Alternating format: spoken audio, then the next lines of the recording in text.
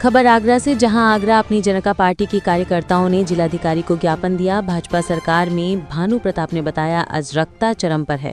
पूरे देश में दलितों व आदिवासियों, पिछड़ों व अल्पसंख्यकों पर अत्याचार की घटनाएं बढ़ी हैं। कहीं आदिवासियों के सर पर पेशाब करना तो कहीं दलितों के शरीर पर मलमूत्र का लेप कर खुशी मनाना तो कहीं मंदिर में दलितों को पेशाब चाटने के लिए मजबूर करना तो कहीं पिछड़े वर्ग की कथावाचिका को अपमानित करना तो कहीं भगवताचार्य बंधुओं सुर मुड़वाना, चोटी कटना, महिला मूत्र से पवित्र करना तो कहीं सीजीआई इंडिया पर जूता फेंकने की घिनौनी हरकत करने वाले की गिरफ्तारी की जाए। एसटी, एससी, ओबीसी, मुस्लिम समाज के नौजवानों की नित्य प्रति हो रही हत्याओं पर प्रभावी अंकुश लगाया जाए।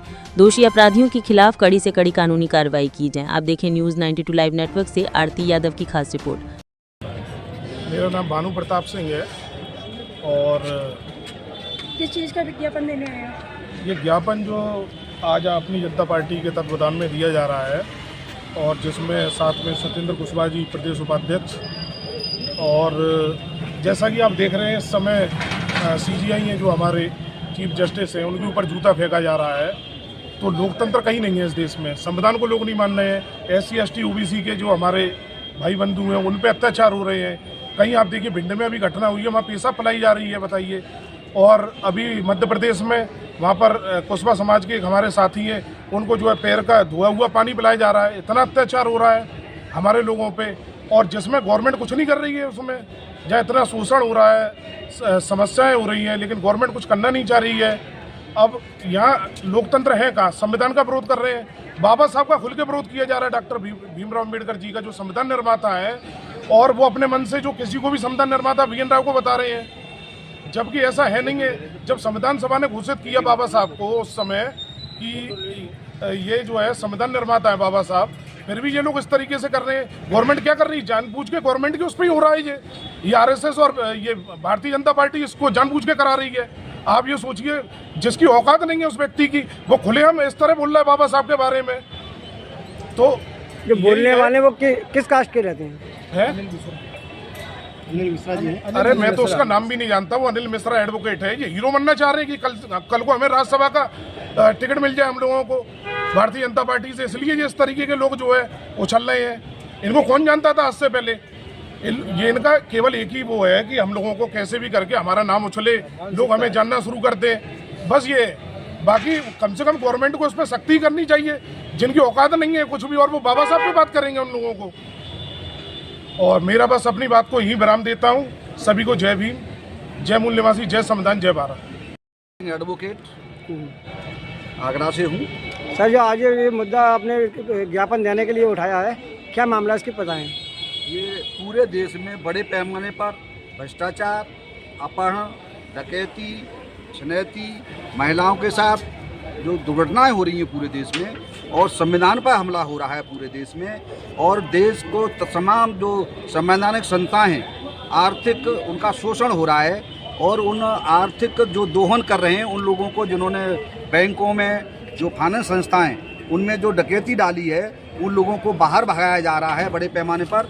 देश बहुत नीचे जो आर्थिक दृष्टि से भी कमज़ोर हो रहा है, और देश में जो सामाजिक सौहार्द है वो भी बिगड़ रहा है। जो हमारा संविधान समता, स्वतंत्रता और भाईचारे की बात करता है, उसमें बहुत बड़े पैमाने पर एट्रोसिटी हो रही है। इसलिए अपनी जनता पार्टी पूरे देश में और खासतौर से प्रदेश में और जिले में ज्ञापन दिया है माननीय डीएम साहब के माध्यम से, जो महामहिम राज्यपाल और राष्ट्रपति के लिए जाएगा।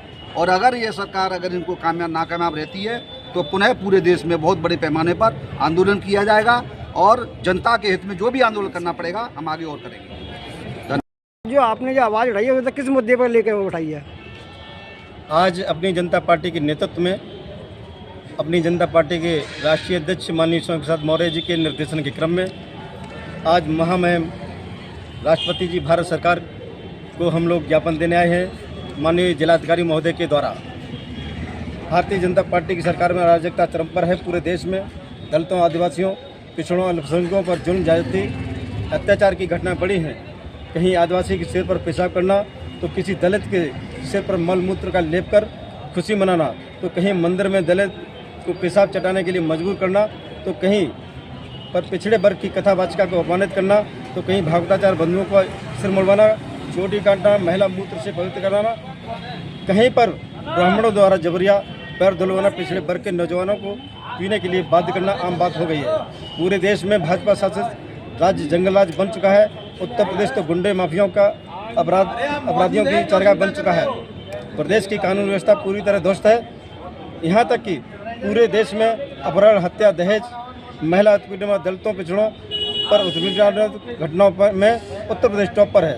वहीं उत्तर प्रदेश के बाद भाजपा शासित राज्य महाराष्ट्र, गुजरात, राजस्थान, मध्य प्रदेश की भी आपराधिक घटनाओं की बाढ़ सी आ गई है। फलस्वरूप दलितों, आदिवासियों, पिछड़ों व मुस्लिम समाज के नौजवानों की हत्या, बहन बेटियों को बलात्कार व दुराचार का शिकार बनाए जाने की घटनाएं आम हो गई हैं। से मांग है जो CGI पर, देश के चीफ जस्टिस ऑफ इंडिया पर, यहाँ के जो कुत्सित मानसिकता के लोग हैं, ऐसी मानसिकता के वाले लोगों ने जूता फेंकने का प्रयास किया। ये चीफ जस्टिस ऑफ इंडिया पर जूता नहीं था, ये देश की संविधान की अस्मिता पर जूता फेंका था। सर, अगर ये आज जो आपने आवाज़ नहीं उठाई है, इसके ऊपर अगर कोई कानूनी कार्रवाई नहीं होती तो इसके ऊपर आप क्या करेंगे? जी बिल्कुल, निश्चित रूप से हम जनता के बीच में जा रहे हैं और जन चेतना के माध्यम से पूरे देशवासियों को चेताने का काम करेंगे। ये भारतीय जनता पार्टी की सरकार के पाले हुए गुंडे माफिया जो लोग हैं, ये जब चीफ जस्टिस ऑफ इंडिया पर जूता फेंकने में इनको कोई संकोच नहीं हो रहा है और कहते हैं कि मुझे किसी भी प्रकार का मलाल नहीं है, निश्चित रूप से ये भारत के संविधान पर यह हल्ला है। इस देश के सभी लोगों को हम लोग जगाने का काम करेंगे और ऐसी भारतीय जनता पार्टी की सरकार को उखाड़ फेंकने का काम किया जाएगा।